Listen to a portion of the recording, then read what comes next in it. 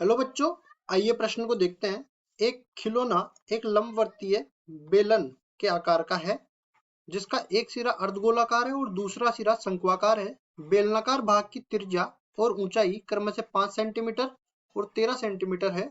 अर्धगोलाकार भाग और बेलनाकार भाग की त्रिज्याएं बराबर है। यदि शंकु की ऊंचाई 30 सेंटीमीटर दे रखी है तो खिलौने का संपूर्ण पृष्ठीय क्षेत्रफल ज्ञात करें।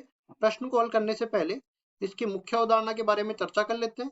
मुख्य अवधारणा, तो देखो एक एक करके हर एक आकृति के बारे में हम लोग समझाएंगे, कैसे उसका पृष्ठीय क्षेत्रफल निकालते हैं।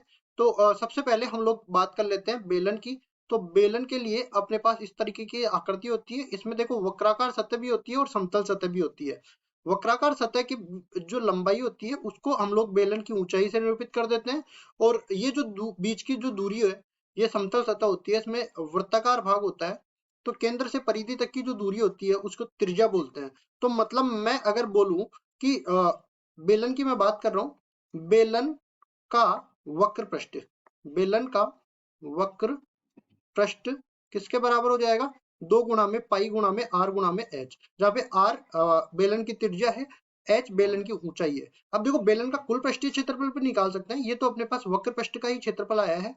कुल पृष्ठीय क्षेत्रफल निकालने के लिए जो समतल सतह है जो वृत्ताकार है, इन दोनों का क्षेत्रफल भी और जुड़ जाएगा, मतलब 2 पाई आर स्क्वायर और जुड़ जाएगा, लेकिन उसकी जरूरत नहीं है इसलिए मैंने बताया नहीं है। अब ये जो पहला भाग हो गया, दूसरा वाला भाग अपने पास एक अर्धगोला था। तो अर्धगोला कुछ इस तरीके का बनता है। इस अर्धगोले में अपने पास क्या होता है, देखो अर्धगोले का जो गोला है उसका पृष्ठ क्षेत्रफल होता है 4 पाई आर स्क्वायर, ठीक है, जिसमें आर इसकी त्रिज्या होती है। ये अपने पास यहाँ से यहाँ तक की दूरी भी मान लो या फिर इधर से यहाँ तक की दूरी भी मान लो, त्रिज्या है। तो गोले की त्रिज्या अगर आर है तो अर्धगोले की त्रिज्या भी आर ही रहेगी, लेकिन अर्धगोले का जो पृष्ठीय क्षेत्रफल है उसमें अपने पास फर्क आ जाएगा। देखो अर्धगोले का वक्र पृष्ठ, अर्धगोले का वक्र पृष्ठ, ये तो अपने पास वक्राकार भाग ही आ गया जो कि बराबर हो जाएगा 2 पाई आर स्क्वायर। इसमें देखो आर दोनों में समान ले रहा हूँ क्योंकि ये तो हमारे पास जो है मानक सूत्र होते हैं, इसके लिए मैं बता रहा हूँ। देखो 2 पाई आर स्क्वायर। अब इसमें अगर समतल भाग भी लेना होता है तो इसमें पाई आर स्क्वायर और जोड़ देता, लेकिन उसकी जरूरत नहीं पड़ेगी। तीसरा वाला भाग हम लोग इस तरीके से लेते हैं। ये अपने पास शंकु है। अब शंकु इस तरीके की आकृति होती है, ठीक है।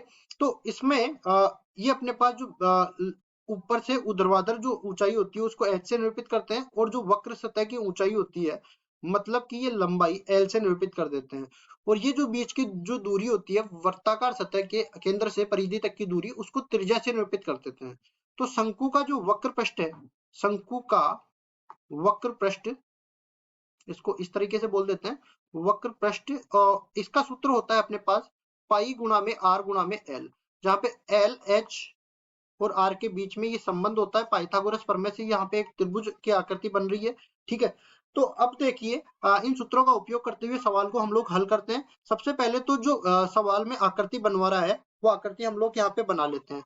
देखो प्रश्नानुसार सवाल में ऐसी कुछ आकृति बनने वाली है प्रश्नानुसार कि एक बेलन है, ये हमने एक बेलन बना दिया, इसको ठीक कर देते हैं, या फिर ठीक है कच्चा चित्र ही तो हम लोग बनाने वाले हैं।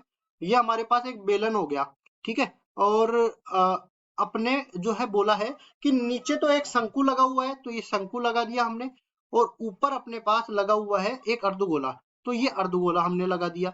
अब देखिए यहाँ पे हमें क्या बोला है कि देखो देखने पर ही पता लग रहा है कि तीनों की जो त्रिज्याएं हैं वो तो बराबर है, मतलब कि यहाँ से यहाँ तक की दूरी, ये त्रिज्या अपने पास हो जाएगी, ये अपने पास त्रिज्या हो गई। तो हम लोग यहाँ पे बोलने वाले हैं खिलौने की त्रिज्या, खिलौने की त्रिज्या ये बराबर हो जाएगी किसके? आर के। और ये जो खिलौने की त्रिज्या होगी वही बेलन की त्रिज्या होगी, वही अर्धगोले की त्रिज्या होगी और वही शंकु की त्रिज्या होगी, ठीक है। उसके बाद हम लोग आगे बढ़ते हैं, यहाँ पे लिख भी देते हैं यही अपने पास शंकु है और यही अपने पास बेलन है और यही अपने पास अर्धगोला है, ठीक है। तीनों की त्रिज्या समान है। उसके बाद हम लोग आगे बढ़ते हैं और बेलन के लिए पहले चर्चा कर लेते हैं। बेलन की त्रिज्या आ गई, बेलन की ऊंचाई सवाल में पहले से दे रखी है। बोला है कि बेलनाकार भाग की ऊंचाई अपने पास 13 सेंटीमीटर के बराबर है। तो बेलन की ऊंचाई, बेलन की ऊंचाई किसके बराबर आ जाएगी? इसको हम लोग h बोल देते हैं, जो कि 13 सेंटीमीटर के बराबर आ गई। अब देखो बेलन का काम हो गया, अर्धगोले का काम हो गया, शंकु का बच गया। तो शंकु की ऊंचाई, शंकु की ऊंचाई ये अपने पास हम लोग बड़े एच से मान लेते हैं, जो कि दे रखी है कितनी, शंकु की ऊंचाई 30 सेंटीमीटर के बराबर दे रखी है, तो इसको लिख लेते हैं 30 सेंटीमीटर के बराबर। अब देखिए यहाँ पे वक्र पृष्ठ क्यों ले रहे हैं, देखो इस पूरे खिलौने का क्षेत्रफल मेरे को लेना है, पृष्ठीय क्षेत्रफल। तो देखो इसमें अर्धगोले का केवल वक्र पृष्ठ दिख रहा है, समतल सतह तो नीचे ढक गई। अब देखिए जो बेलन है उसका केवल वक्र पृष्ठ दिख रहा है, समतल सतह दोनों ढक गई।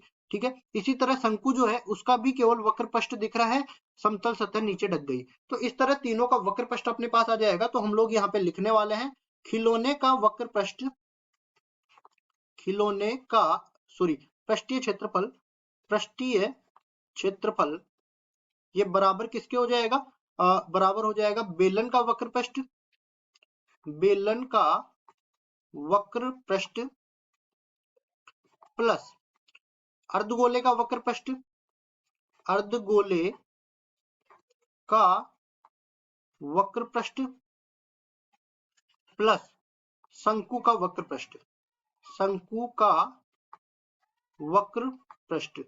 अब देखो जो खिलौने का पृष्ठीय क्षेत्रफल है उसको मैं ए से निरूपित कर देता हूं, तो बेलन का वक्र पृष्ठ आ जाएगा 2 गुणा में पाई गुणा में आर गुणा में एच। ठीक है, सारी विमाएं जैसे मैंने निर्धारित करी है वैसे ही मैं लेने वाला हूं।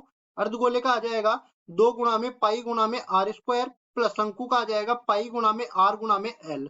अब देखो एच अपने को दे रखी है, एल अपने को निकालना है, तो शंकु के बारे में चर्चा कर लेते हैं हम लोग यहीं पे। देखो ये अपने पास इस तरीके के शंकु है, शंकु में अपने पास एक समकोण त्रिभुज बनने वाला है। इसकी त्रिज्या हमें पता है, देखो ऊंचाई तो कितनी दे रखी है इसकी 3 सेंटीमीटर के 30 सेंटीमीटर के बराबर ये अपने पास ऊंचाई दे रखी है, बड़े वाले एच से दर्शा रखी है। और उसके बाद इसकी त्रिज्या आर ये कितनी दे रखी है, ये अपने पास है कितना, खिलौने की त्रिज्या हमने लिखी नहीं है क्या, ठीक है लिख देते हैं 5 सेंटीमीटर के बराबर दे रखी है, यहाँ पे लिख देते हैं ये 5 सेंटीमीटर है। ठीक है जी, तो ये 5 सेंटीमीटर आ गई। अब देखिए इसमें पाइथागोरस प्रमेय लगाते हैं हम लोग, तो पाइथागोरस प्रमेय से हम लोग कहेंगे पाइथागोरस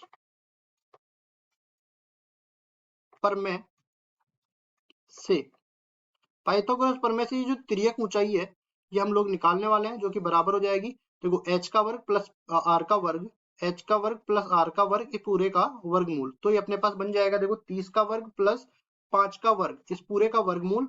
तो ये 925 अपने पास आने वाला है। इस पूरे का भी हम लोग वर्गमूल लेंगे तो 925 का वर्गमूल हो जाएगा 30.41 के बराबर, और ये सेंटीमीटर में आ जाएगा। अब देखिए यहाँ पे इन तीनों में हम पाई बेनिस्ट ले सकते हैं, तो ए बराबर में पाई बेनिस्ट आ गया, तो 2 गुणा में आर की जगह आ जाएगा 5, एच की जगह हमने पहले ही लिखा है 13 के बराबर, प्लस इसमें देखिए पाई तो बाहर आ गया, 2 गुणा में आर की घात 2 मतलब 5 गुणा में 5, प्लस पाई बाहर चला गया, आर बराबर 5 और एल बराबर हमने निकाल लिया कितना 30.41। इसके आगे हम लोग लिखते हैं, देखिए पाई का मान हम लोग 3.14 लेके चलेंगे, ये अपने पास हो जाएगा 13 पंजे 65, 65 दूनी 130, तो ये आ गया 130 के बराबर।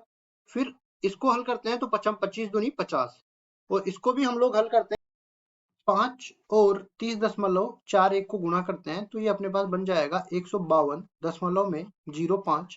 अब देखो इन तीनों को जोड़ेंगे हम लोग, इस तरफ जोड़ लेते हैं, ए बराबर में 3.14 तो इस तरफ रहने वाला है, और 130, 50 और 152.05 को हम लोग जोड़ेंगे तो ये बन जाएगा 332.05। इन दोनों को हम लोग जब गुणा करते हैं तो ये बन जाएगा 1042.63 इकाई हो जाएगी वर्ग सेंटीमीटर के बराबर। और देखो केवल खिलौने का पृष्ठीय क्षेत्रफल हमें निकालना था, जो कि मिल गया 1042.63 वर्ग सेंटीमीटर के बराबर, और यही हमारा उत्तर हो जाएगा। आशा करता हूँ ये सवाल आपको समझ में आया होगा। धन्यवाद।